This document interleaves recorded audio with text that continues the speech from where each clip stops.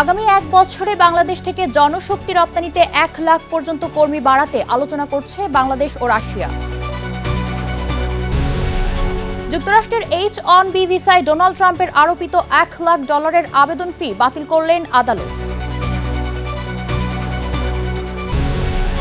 Hormuz প্রণালীর কাছে মার্কিন সেনাবাহিনীর হেলিকপ্টার বিধ্বস্ত, অক্ষত ও নিরাপদ 2 পাইলট।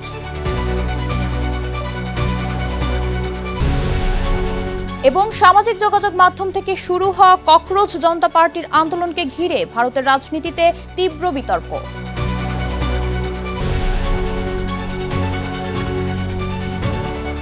বিশ্বজুড়ে ঘটে যাওয়া দিনের গুরুত্বপূর্ণ ঘটনাবলী নিয়ে আরটিভির নিয়মিত আয়োজন সারাদিনের বিশ্বে আপনাদের সঙ্গে আছি আমি জেরিন অপি। আগামী এক বছরে বাংলাদেশ থেকে জনশক্তি রপ্তানির ক্ষেত্রে 1 লাখ পর্যন্ত কর্মী বাড়াতে আলোচনা করছে বাংলাদেশ ও রাশিয়া। পররাষ্ট্রমন্ত্রী ডক্টর খলিলুর রহমান রুশ কর্তৃপক্ষের কাছে এ প্রস্তাব পেশ করলে তারা দ্রুত এ বিষয়ে কাজ করতে সম্মত হয়েছে। মঙ্গলবার পররাষ্ট্র মন্ত্রণালয়ের এক সংবাদ বিজ্ঞপ্তিতে এ তথ্য জানানো হয়। মন্ত্রণালয় জানায়, বর্তমানে প্রায় 10,000 বাংলাদেশি রাশিয়ায় কাজ করছেন। সেখানে জনশক্তি রপ্তানির 1 লাখে উন্নীত করার বিষয়ে রুশ কর্তৃপক্ষের কাছে প্রস্তাব দেওয়া হলে তারা দ্রুত এ বিষয়ে কাজ করতে রাজি হয়েছে। উভয় পক্ষ শীঘ্রই এ বিষয়ে প্রয়োজনীয় আনুষ্ঠানিকতা সম্পন্ন করবে বলেও আশা করা হচ্ছে। এছাড়াও রাশিয়ার বাজারে বাংলাদেশের রপ্তানি, বিশেষ করে তৈরি পোশাক ও ঔষধ রপ্তানি দ্রুত বাড়ানোর সম্ভাবনার উপর জোর দিয়েছেন বাংলাদেশের পররাষ্ট্রমন্ত্রী।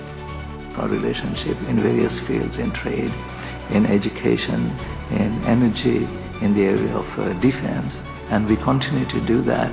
We have a very fine ambassador helping us in Dhaka in bringing forward our relationship. বিশেষ দক্ষতা সম্পন্ন বিদেশি কর্মীদের জন্য যুক্তরাষ্ট্রের H-1B ভিসায় প্রেসিডেন্ট ডোনাল্ড ট্রাম্প আরোপিত $1 লাখ আবেদন ফি বাতিল করেছেন এক ফেডারেল বিচারক। আদালতের এই রায়কে অভিবাসন নীতি ও কর্মসংস্থান খাতে বড় ধাক্কা হিসেবে দেখছেন বিশ্লেষকরা। বিস্তারিত জানাচ্ছেন আজহার স্বপ্নীল। যুক্তরাষ্ট্রের H-1B ভিসার উপর আরোপিত $1 লাখ আবেদন ফির বাধ্যবাধকতা বাতিল করেছে দেশটির ফেডারেল বিচারক লিও স্যারেকিন। 42 পৃষ্ঠার রায়ে তিনি বলেন, অভিবাসন আবেদনের উপর নতুন কর বা ফি আরোপের ক্ষমতা প্রেসিডেন্টের নয়। এ ধরনের সিদ্ধান্ত নেয়ার এখতিয়ার কেবল কংগ্রেসের। বিশেষায়িত খাতে বিদেশি দক্ষ কর্মী নিয়োগে ব্যবহৃত H-1B কর্মসূচির অতিরিক্ত ব্যবহার হচ্ছে এমন অভিযোগ তুলে ট্রাম্প প্রশাসন ভিসা আবেদনকারীদের জন্য $1 লাখ নতুন ফি নির্ধারণ করেছিল। তবে গত ডিসেম্বরে ডেমোক্র্যাট সমর্থিত কয়েকজন অঙ্গরাজ্যের অ্যাটর্নি জেনারেল এই সিদ্ধান্তের বিরুদ্ধে মামলা করেন। বোস্টনের ফেডারেল আদালতের বিচারক স্যারেকিনের রায়ে বলেন, অভিবাসন আইনের কোথাও প্রেসিডেন্টকে কর আরোপের ক্ষমতা দেয়া হয়নি, তাই নির্বাহী আদেশের মাধ্যমে এমন বাধ্যবাধকতা কার্যকর করা আইনসম্মত নয়। H-1B ভিসা মূলত প্রকৌশল, তথ্য প্রযুক্তি, চিকিৎসা ও অন্যান্য বিশেষায়িত পেশায় বিদেশি কর্মীদের যুক্তরাষ্ট্রের কাজের সুযোগ দেয়। আবেদনকারীদের সাধারণত স্নাতক ডিগ্রি বা সমমানের যোগ্যতা থাকতে হয়। ভিসাটির মেয়াদ 3 বছর, যা আরও 3 বছরের জন্য নবায়ন করা যায়। অর্থনীতিবিদদের মতে এই কর্মসূচি মার্কিন কোম্পানিগুলোকে প্রয়োজনীয় দক্ষ জনবল পেতে সহায়তা করে এবং দীর্ঘমেয়াদে নতুন কর্মসংস্থান তৈরিতেও ভূমিকা রাখে। ট্রাম্প প্রশাসন এখন এই রায়ের বিরুদ্ধে আপিল করবে কিনা তা এখনও স্পষ্ট নয়। তবে আদালতের সিদ্ধান্তে আপাতত স্বস্তি পেয়েছেন H-1B ভিসা প্রত্যাশী হাজারো বিদেশি পেশাজীবী এবং তাদের নিয়োগ দিতে আগ্রহী মার্কিন প্রতিষ্ঠানগুলো। আজহার স্বপ্নীল, আরটিভি। লেবাননে ইসরায়েলি আগ্রাসন চললে পাল্টা হামলার হুঁশিয়ারি দিয়েছেন ইরান। ইসরায়েলের চুক্তি লঙ্ঘনে যুদ্ধবিরতি ভেস্তে গেছে বলে দাবি তেহরানের। এদিকে নিষেধাজ্ঞা উপেক্ষা করে ইরানে হামলা চালানোয় নেতানিয়াহুকে একা হয়ে পড়ার সতর্কবার্তা দিয়েছেন ট্রাম্প। অন্যদিকে অর্ধশতক আগে এক মার্কিন জাহাজে ইসরায়েলি হামলায় নতুন তদন্তের দাবি করেছে এক রিপাবলিকান কংগ্রেস সদস্য। বিস্তারিত সামিউল শিহাবের রিপোর্টে। মধ্যপ্রাচ্যে ইরান ও ইসরায়েল সাময়িক হামলা বন্ধ করলেও উত্তেজনা কমেনি। তেহরান সতর্ক করেছে, লেবানন সহ অন্যান্য অঞ্চলে ইসরায়েলি আগ্রাসন চললে আবারও পাল্টা আঘাত হানবে তারা। ইরানের প্রধান আলোচক ও স্পিকার মোহাম্মদ বাঘের গালিবাফ অভিযোগ করেছেন, ইসরায়েলের ক্রমাগত চুক্তি লঙ্ঘনের কারণে কেবল কাগজে কলমে থাকা যুদ্ধবিরতিটি ভেস্তে গেছে। আস্থা তৈরির কোনো বাস্তব সদিচ্ছা নেই বলেও মন্তব্য করেন তিনি। এদিকে ইরানের সাথে মার্কিন যুদ্ধবিরতি চুক্তি ঝুঁকির মুখে পড়ায় ইসরায়েলি প্রধানমন্ত্রী বেনিয়ামিন নেতানিয়াহুর ওপর চটেছেন মার্কিন প্রেসিডেন্ট ডোনাল্ড ট্রাম্প। তাকে সতর্ক করে ট্রাম্প বলেন, আগ্রাসনের পথ না ছাড়লে শিগগিরই একা হয়ে পড়বেন নেতানিয়াহু। গতকাল ট্রাম্পের আহ্বান উপেক্ষা করেই ইরানে হামলা চালানোর পর এমনিতেও দুই দেশের কূটনীতিতে টানাপোড়েন চলছে। উত্তেজনার রেস ধরে ওমান উপসাগরে ইরানগামী একটি তেলবাহী ট্যাঙ্কার জব্দ করেছে মার্কিন সেন্ট্রাল কমান্ড। গত এপ্রিলে ইরানের ওপর মার্কিন বন্দর অবরোধ জারির পর এ নিয়ে মোট 7টি জাহাজে হামলা চালালো যুক্তরাষ্ট্র। অন্যদিকে লেবাননে ইসরায়েলি আগ্রাসন ভয়াবহ রূপ নিয়েছে। গত সোমবার দক্ষিণ লেবাননে ইসরায়েলি হামলায় নারী ও শিশুসহ অন্তত 12 জন নিহত এবং 4 প্যারামেডিক আহত হয়েছেন। গত মার্চ থেকে লেবাননে ইসরায়েলি হামলায় নিহতের সংখ্যা বেড়ে দাঁড়িয়েছে 3637 জনে।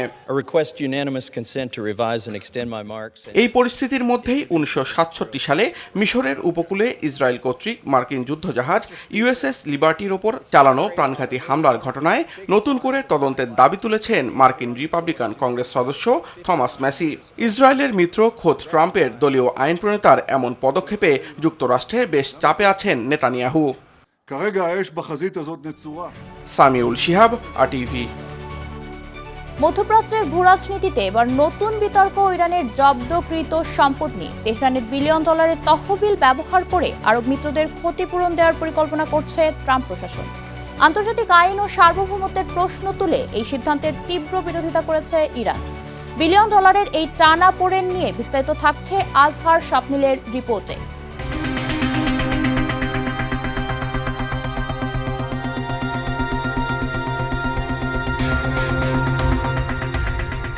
মধ্যপ্রাচ্যে চলমান উত্তেজনায় ইরানের জব্দকৃত সম্পদ এখন যেন দাবার বোর্ডের সবচেয়ে মূল্যবান গুটি।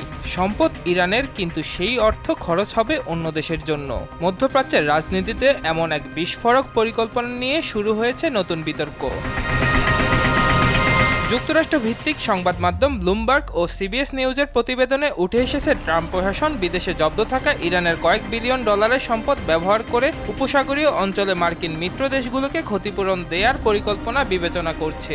আর এই খবর প্রকাশের পর থেকেই প্রশ্ন উঠেছে, এটি কি ন্যায়সঙ্গত ক্ষতিপূরণ নাকি অন্যের সম্পদে ভাগ বসানোর নতুন কূটনৈতিক কৌশল? ওয়াশিংটনের যুক্তি, যেসব আরব দেশ মার্কিন সামরিক উপস্থিতি থাকার কারণে ইরানের হামলার শিকার হয়েছে তাদের ক্ষতি পুষিয়ে দিতে এই অর্থ ব্যবহার করা যেতে পারে। মার্কিন অর্থমন্ত্রী স্কট বেসেন্ট জানিয়েছেন, আইনি ক্ষমতার আওতায় ইরানের সম্পদ পুনর্গঠন ও মেরামত কাজে ব্যবহারের পথ খুঁজছে ট্রেজারি বিভাগ। এমনকি ভবিষ্যতে ইরানের হামলায় ক্ষতির পরিমাণ বাড়লে সেই ক্ষতিও এই অর্থ থেকে পূরণ করার বিষয় বিবেচনায় রয়েছে। তবে এখানেই শুরু হয়েছে বিতর্ক, কারণ যে অর্থ নিয়ে এত আলোচনা সেটি মূলত ইরানের তেল ও গ্যাস বিক্রির আয়। বিভিন্ন নিষেধাজ্ঞা ও ব্যাংকিং বিধিনিষেধের কারণে বহু বছর ধরে বিদেশি ব্যাংকে আটকে আছে এসব অর্থ। তেহরানের দাবি, আন্তর্জাতিক আইন অনুযায়ী এই সম্পদের পূর্ণ মালিকানা ইরানের এবং কোনো তৃতীয় পক্ষের কাছে তা হস্তান্তরের অধিকার কারণেই। ফলে ওয়াশিংটনের পরিকল্পনাকে অনেকেই দেখছেন পরের ধনে পোদ্দারির বাস্তব উদাহরণ হিসেবে। ইরানও পাল্টা অবস্থান স্পষ্ট করেছে। দেশটির উপরাষ্ট্রমন্ত্রী কাজেম গরিবাদি জানিয়েছেন, যুক্তরাষ্ট্রের সঙ্গে কোনো দীর্ঘমেয়াদী সমঝোতা বা সম্পর্ক স্বাভাবিক করার আগে জব্দকৃত অর্থ ফেরত দিতে হবে। প্রথম ধাপে অন্তত 12 বিলিয়ন ডলার ছাড়ের দাবি জানিয়েছে তেহরান। অন্যদিকে সর্বোচ্চ নেতা আয়াতুল্লাহ আলী খামেনির সামরিক উপদেষ্টা মহসিন রেজাই আরও এক ধাপ এগিয়ে বলেছেন, অন্তত 24 বিলিয়ন ডলার মুক্ত করে আস্থার প্রমাণ দিতে হবে ট্রাম্প প্রশাসনকে। বিশ্লেষকদের মতে বিষয়টি শুধু অর্থের নয়, এটি ভবিষ্যৎ যুক্তরাষ্ট্র ইরান সম্পর্ক, মধ্যপ্রাচ্যের ক্ষমতার ভারসাম্য এবং আঞ্চলিক কূটনীতির গুরুত্বপূর্ণ পরীক্ষা। একদিকে ওয়াশিংটন জব্দকৃত সম্পদকে কৌশলগত হাতিয়ার হিসেবে ব্যবহার করতে চাইছে, অন্যদিকে তেহরান সেটিকে জাতীয় অধিকার ও সার্বভৌমত্বের প্রশ্ন হিসেবে দেখছে। ফলে বিলিয়ন ডলারের এই টানাপোড়েন এখন শুধু ব্যাংক হিসেবের অঙ্ক নয়, বরং মধ্যপ্রাচ্যের ভবিষ্যৎ ভূরাজনীতির নতুন লড়াইয়ে পরিণত হয়েছে। এখন দেখার বিষয়, শেষ পর্যন্ত ইরানের সম্পদ ইরান ফিরে পায় নাকি সেই অর্থ চলে যায় ওয়াশিংটনের মিত্রদের ক্ষতিপূরণের খাতে। কারণ এই সিদ্ধান্ত শুধু অর্থের ভাগ্য নির্ধারণ করবে না, বরং নির্ধারণ করবে মধ্যপ্রাচ্যের আগামী দিনের কূটনৈতিক সমীকরণও। আজহার স্বপ্নিল, আরটিভি। গত মাসে গাজা অভিমুখী ত্রাণবাহী বহর গ্লোবাল সমুদ ফ্লোটিলাকে আটক করে ইসরায়েল। সেখানে থাকা ইতালীয় অধিকার কর্মীদের নির্যাতন ও অপহরণের অভিযোগে ইসরায়েলি কট্টরপন্থী জাতীয় নিরাপত্তা মন্ত্রী ইতামার বেন গাভিরের বিরুদ্ধে তদন্ত শুরু করেছে ইতালির প্রসিকিউটররা। আন্তর্জাতিক জলসীমায় ফ্লোটিলা আটকে বন্দী কর্মীদের হাত বেঁধে হাঁটু গেড়ে বসিয়ে রাখার ভিডিও বেন গাভির নিজেই প্রকাশ করার পর আন্তর্জাতিক ক্ষোভ দেখা দেয়। এই আচরণকে অগ্রহণযোগ্য বলে ইসরায়েলি রাষ্ট্রদূতকে তলব করেছেন ইতালির প্রধানমন্ত্রী জর্জিয়া মেলোনি। একই সঙ্গে ইউরোপীয় ইউনিয়নের কাছে বেন গাভিরের ওপর নিষেধাজ্ঞার দাবি জানিয়েছেন তিনি। ইতিমধ্যে ফ্রান্স তার দেশে বেন গাভিরের প্রবেশ নিষিদ্ধ করেছে। তবে বেন গাভির এই তদন্তকে তোয়াক্কা না করেই ইসরায়েলি বাহিনীর পাশে থাকার ঘোষণা দিয়েছেন। হরমুজ প্রণালীর কাছে মার্কিন সেনাবাহিনীর একটি অ্যাপাচে হেলিকপ্টার বিধ্বস্ত হয়েছে। তবে এর দুই পাইলট অক্ষত ও নিরাপদ আছে বলে নিশ্চিত করেছেন মার্কিন প্রেসিডেন্ট ডোনাল্ড ট্রাম্প। ওয়াশিংটনে ফেরার পথে নিউ ইয়র্কের একটি বিমানবন্দরে সাংবাদিকদের ট্রাম্প জানান, দুর্ঘটনায় কেউ আহত হননি এবং এ বিষয়ে প্রশাসন বিস্তারিত প্রতিবেদন প্রকাশ করবে। নিউ ইয়র্ক টাইমসের প্রতিবেদন অনুযায়ী সোমবার হেলিকপ্টারটি বিধ্বস্ত হওয়ার পর দুই ক্রু সদস্যকে নিরাপদে উদ্ধার করা হয়। তবে এটি ইরানের হামলায় ভূপাতিত হয়েছে নাকি কোনো যান্ত্রিক ত্রুটির কারণে দুর্ঘটনার শিকার হয়েছে এখনও স্পষ্ট নয়। মার্কিন সেন্ট্রাল কমান্ড বা পররাষ্ট্র দপ্তর এখন পর্যন্ত এ বিষয়ে আনুষ্ঠানিক কোনো মন্তব্য করেননি। সামাজিক যোগাযোগ মাধ্যম থেকে শুরু হওয়া ককরোচ জনতা পার্টির ডাকে উত্তাল দিল্লির যন্তর মন্তর। কোটি অনুসারীর এই অনলাইন আন্দোলনকে ঘিরে ভারতের রাজনীতিতে শুরু হয়েছে তীব্র বিতর্ক। শিক্ষা ব্যবস্থার অনিয়ম, প্রশ্ন ফাঁস এবং পরীক্ষার স্বচ্ছতার দাবিতে শিক্ষামন্ত্রীর পদত্যাগ চাইছেন হাজারো তরুণ। ফলে প্রশ্ন উঠেছে, এটি কি তরুণদের বাস্তব ক্ষোভের প্রতীক নাকি মোদী সরকারকে চাপে ফেলার কোনো রাজনৈতিক চাল? সেসব নিয়ে বিস্তারিত থাকছে সামিউল শিহাবের রিপোর্টে।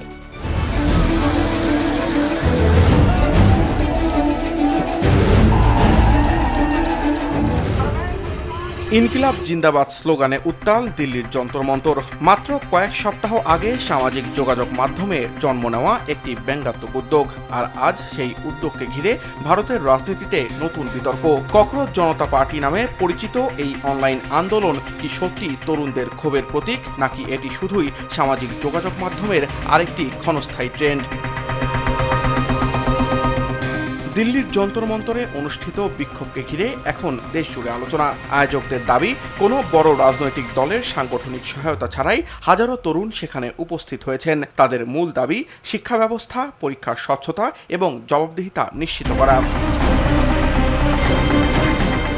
বিক্ষোভকারীদের একটি বড় অংশের অভিযোগ, সাম্প্রতিক বছরগুলোতে বিভিন্ন পরীক্ষায় অনিয়ম, প্রশ্ন ফাঁস এবং প্রশাসনিক ব্যর্থতার কারণে শিক্ষার্থীরা চরম অনিশ্চয়তার মধ্যে পড়েছে। তাদের দাবি, এসব ঘটনার দায় নিয়ে শিক্ষামন্ত্রীর পদত্যাগ করা উচিত। সামাজিক যোগাযোগ মাধ্যমে আন্দোলনের জনপ্রিয়তা আরও বিস্ময় তৈরি করেছে। আয়োজকদের দাবি, অল্প সময়ের মধ্যেই তাদের অনলাইন অনুসারীর সংখ্যা কোটি ছাড়িয়েছে, আর সেখান থেকেই শুরু হয়েছে নতুন বিতর্ক। সমালোচকদের প্রশ্ন, এই জনপ্রিয়তা কি বাস্তব জনসমর্থনের প্রতিফলন নাকি কেবল ডিজিটাল উত্তেজনা? যন্তর মন্তরের সমাবেশে উপস্থিত ছিলেন শিক্ষাবিদ, সামাজিক কর্মী এবং বিভিন্ন রাজ্য থেকে আসা শিক্ষার্থীরা। বিক্ষোভে অংশ নেওয়া অনেকের বক্তব্য, তারা কোনো রাজনৈতিক দলের হয়ে নয়, নিজেদের ভবিষ্যতের প্রশ্নে রাস্তায় নেমেছেন। তবে বিরোধী শিবিরের একাংশের অভিযোগ ভিন্ন। তাদের দাবি, দীর্ঘদিন ধরে তারা একই ইস্যুতে আন্দোলন করলেও সেই প্রচার পায়নি। ফলে প্রশ্ন উঠছে, এই নতুন প্ল্যাটফর্মকে ঘিরে যে বিপুল প্রচার, তার পেছনে অন্য কোনো রাজনৈতিক হিসাব আছে কিনা। काकरोच जनता पार्टी पता नहीं राजनीतिक अस्तित्व में आएगी नहीं आएगी, लेकिन ये सरकार के लिए शुक्रिया का विषय है, विपक्ष के लिए ही नहीं, कि इस देश का युवा जनता जागरूक है, उसे सवाल करता है। অন্যদিকে সরকারপন্থী মহলের বক্তব্য, আন্দোলনকে অতিরঞ্জিত করা হচ্ছে এবং সামাজিক মাধ্যমের প্রভাবকে বাস্তবতার চেয়ে বড় করে দেখা হচ্ছে। সবচেয়ে বড় প্রশ্ন এখন একটাই, এই ক্ষোভ কি দিল্লির যন্তর মন্তরেই সীমাবদ্ধ থাকবে নাকি তা ছড়িয়ে পড়বে পুরো দেশ জুড়ে? বিশ্লেষকদের মতে, কোনো আন্দোলনের প্রকৃত শক্তি অনলাইন অনুসারীর সংখ্যা নয়, বরং দীর্ঘমেয়াদে সংগঠিত থাকার সক্ষমতা। আর সেখানেই এখন সবচেয়ে বড় চ্যালেঞ্জ ককরোচ জনতা পার্টির সামনে। তবে একটি বিষয় স্পষ্ট, শিক্ষা, কর্মসংস্থান এবং তরুণদের ভবিষ্যৎ নিয়ে উদ্বেগ ভারতের রাজনৈতিক আলোচনার কেন্দ্রে উঠে এসেছে।